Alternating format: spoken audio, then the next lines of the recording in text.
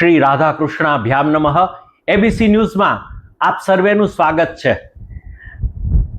શ્રીમદ ભાગવત મહાપુરાણ ની ગાથા અને એનું મહાત્મ્ય એ આપણે જોઈ રહ્યા છીએ. ગત ભાગમાં આપણે જોયું હતું કે નારદજી વચ્ચે અને ભક્તિ મહારાણી વચ્ચે સંવાદ થઈ રહ્યો છે. હવે ભક્તિનું દુઃખ દૂર કરવા માટે નારદજી પ્રયત્ન કરવા માંગે છે, પણ નારદજીને સવાલ એ છે કે આ જે જ્ઞાન અને વૈરાગ્ય એ ભક્તિ મહારાણીના બે દીકરા છે, એમના પુત્રો છે. એ પુત્રો ઘરડા થયેલા છે, એમના અંગો શુષ્ક કાષ્ઠ જેવા એટલે કે સુકાયેલા લાકડા જેવા નીરસ બની ગયા છે, અને સાથે સાથે બગલા જેવા હોય એવા એના સફેદ વાળ થઈ ગયા છે, અને બંનેને ખૂબ જ નિદ્રા આવે છે અને બંનેને વૃદ્ધાવસ્થા આવેલી છે. એમની માતા યુવાન છે, સુંદર છે ભક્તિ મહારાણી, અને પુત્રો છે એ બંને ઘરડા છે. આવું જે વિચિત્ર છે એ વિચિત્ર વસ્તુને કેવી રીતે દૂર કરવી, આ નારદજી માટેનો ઉદ્દેશ્ય છે. અને એ ઉદ્દેશ્યને પાર પાડવા માટે નારદજી જ્યારે ભગવાનનું ચિંતન કરવા, કોઈ માર્ગ સૂઝ્યો નહીં, ત્યારે એ ભગવાનને યાદ કરવા લાગ્યા અને ભગવાનને હે ગોવિંદ એવું કહેવા લાગ્યા. અને એમનું ચિંતનનું પ્રભાવથી આકાશવાણી થઈ. એ આકાશવાણીએ ભગવાન દ્વારા એવું કહેવરાયું કે આપ જે છે એ સત્કર્મ સમાચર, હે સુરર્ષે, હે દેવર્ષિ નારદ, તમે આ એક સત્કર્મ કરો, અને સત્કર્મ જો તમે કરશો તો એના પ્રભાવના કારણે આ બંને જે છે એ જ્ઞાન અને વૈરાગ્ય સચેત થશે. નારદ ઉવાચ અનયા આકાશવાણ્યા આપી ગોપ્યત્વેન નિરૂપિતમ. અરે આ આકાશવાણી તો થઈ, પણ મને કઈ સમજણ પડતી નથી. I don't understand. મને કઈ આમાં સમજાતું નથી. એ ગોપિત રીતે આ કઈક વાણી બોલેલી છે. આકાશમાંથી થયેલી વાણી તો થઈ કે સત્કર્મ, પણ સત્કર્મ એટલે શું? કોને સત્કર્મ કેવું? કિમ વા તત્ સાધનમ કાર્યમ યેન કાર્યમ ભવેત તયોહો. આ લોકોનું કાર્ય સિદ્ધ થાય. આજે ભક્તિ મહારાણી છે એનું દુઃખ દૂર થાય, આ જ્ઞાન અને વૈરાગ્ય જે છે એમની જરા એટલે કે વૃદ્ધાવસ્થા દૂર થાય, એમની નિદ્રા દૂર થાય, એમનું આ કાર્ય સિદ્ધ થાય. એવું સાધન કયું? કિમ વા તત્ સાધનમ કાર્યમ. એ કેવી રીતે કાર્ય કરવું? એ સત્સંગ એટલે કે સત્કર્મ એ કેવી રીતે કરવો? તો વચ ભવિષ્યંતિ સંતેસ્ય કથમ દાસ્યતિ સાધનમ મયાત્ર કિમ કર્તવ્યમ યદુક્તમ વ્યોમ ભાષયા. જે વ્યોમની ભાષા દ્વારા એટલે કે આકાશવાણી દ્વારા જે કહેવામાં આવ્યું, મયાત્ર કિમ કર્તવ્યમ. આ કિમ કર્તવ્યમ એટલે કે શું કરવું જોઈએ એવું સ્પષ્ટતા નથી. સત્કર્મ કરો, પણ સત્કર્મ એટલે શું મારે કરવું એવું નારદજીના મનમાં ગડમથલ ચાલી રહી છે, કન્ફ્યુઝન ચાલી રહ્યું છે. એમાં અસંદિગ્ધતા એટલે કે સંદિગ્ધતાની તરફ આપણને એ ઈશારો કરી રહી છે કે આમાં સંદિગ્ધ જો હોય એટલે કે બધી જ દિશાઓ સરખી લાગે, અને અસંદિગ્ધ એટલે કે સ્પષ્ટ નથી.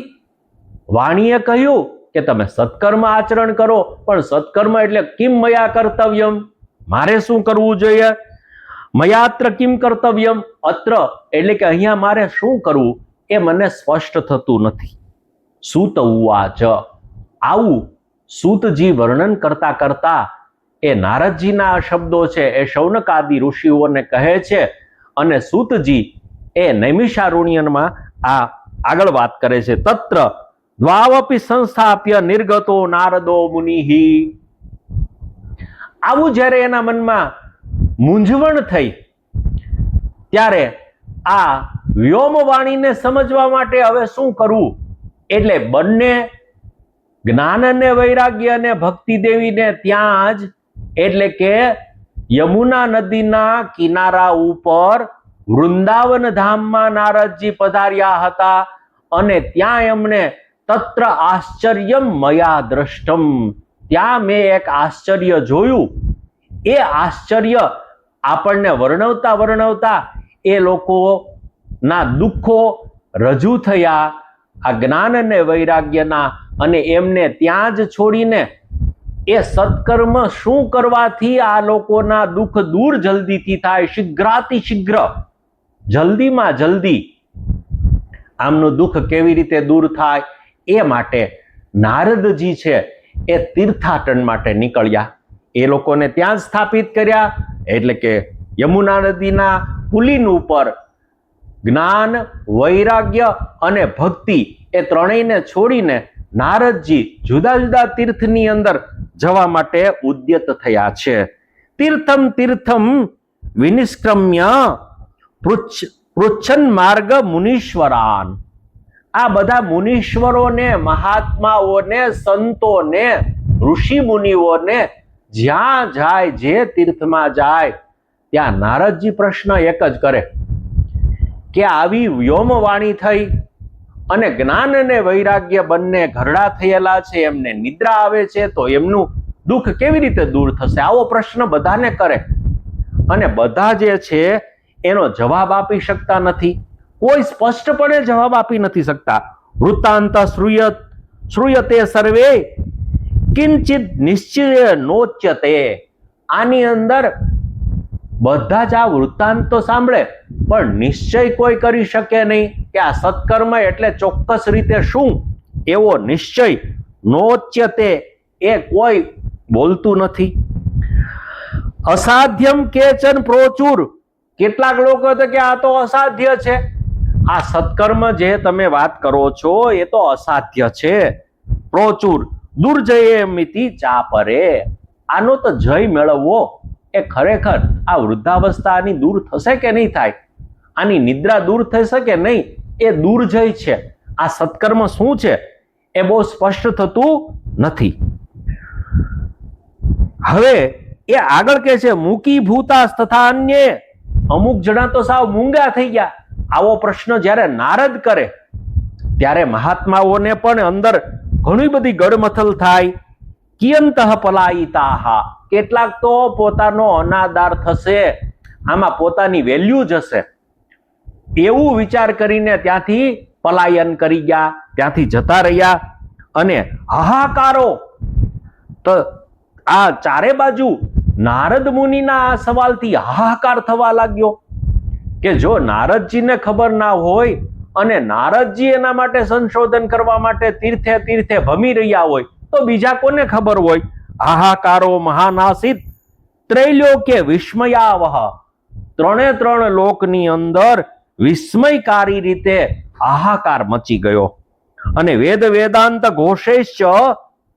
વેદ અને વેદાંતના એટલે કે ઉપનિષદોના ઘોષથી, એટલે કે વેદ સંભળાવવામાં આવે, ઉપનિષદો સંભળાવવામાં આવે, પરંતુ એના ઘોષથી પણ અને ગીતા પાઠેર વિબોધિતમ એટલે કે ગીતાના પાઠ કરવામાં આવે તો પણ આ જે છે એ બંને જ્ઞાન અને વૈરાગ્ય જાગ્યા નહીં.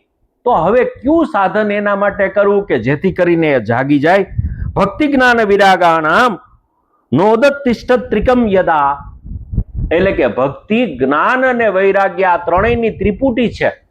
એનું દુઃખ જો જ્ઞાન અને વૈરાગ્ય એ તરુણ થાય તો જ ભક્તિ દેવીનું દુઃખ દૂર થાય અને જ્ઞાન વૈરાગ્યની ઉપાદેયતા પ્રસિદ્ધ થાય. તો આના માટે એ દુઃખ કેવી રીતે દૂર થાય એના માટે કોઈ સ્પષ્ટીકરણ કોઈ કરી રહ્યું નથી. ઉપાયો ના પરોસ્તિ કર્ણે કર્ણે જપન જનાહા. એટલે કે લોકો એકબીજાના કાનમાં ઘૂસપૂસ કરવા લાગ્યા કે આ જે પ્રશ્ન લઈને આવ્યા છે, આ જે સમસ્યા લઈને આવ્યા છે, એનું સમાધાન શોધવું એ ખરેખર મુશ્કેલ છે. યોગીના નારદે નાપી સ્વયં ન જ્ઞાયતે તુ યત. અરે આ તો યોગી નારદ છે, દેવર્ષિ નારદ છે, અને દેવર્ષિ નારદને જો ન ખબર હોય તો અન્ય જના બીજા લોકોને આની શું ખબર પડે? આ સમસ્યાનું સમાધાન, આ સમસ્યાનું ઉત્તર શું હોઈ શકે એ બીજા તો કેવી રીતે કહી શકે? તદ કથમ શક્યતે વક્તુમ મિતરેહી માનુષૈહી. બીજા મનુષ્ય દ્વારા આ પ્રશ્નનો ઉત્તર તો કેવી રીતે આપો, એવો ગંભીર પ્રશ્ન એ ચાલી રહ્યો છે.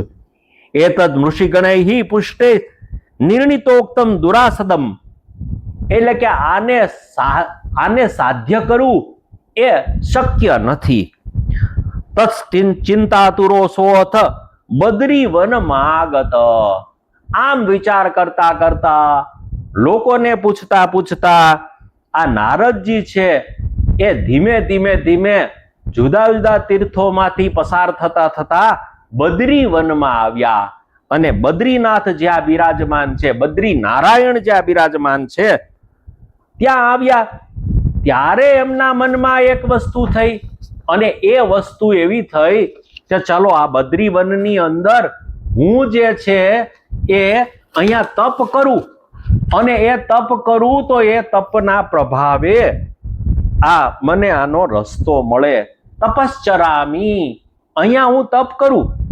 આ બદ્રીવન એવું છે સરસ મજાનું કે જ્યાં હું તપ આચરણ કરું તો તપના આચરણને કારણે, તપના પ્રભાવને કારણે મને આ સમસ્યાનું નિવારણ મળે, આ સમસ્યાનો ઉકેલ મળે, આ સમસ્યામાંથી કેવી રીતે છૂટવું અને આ સત્કર્મ શું છે એ મને ખબર પડે.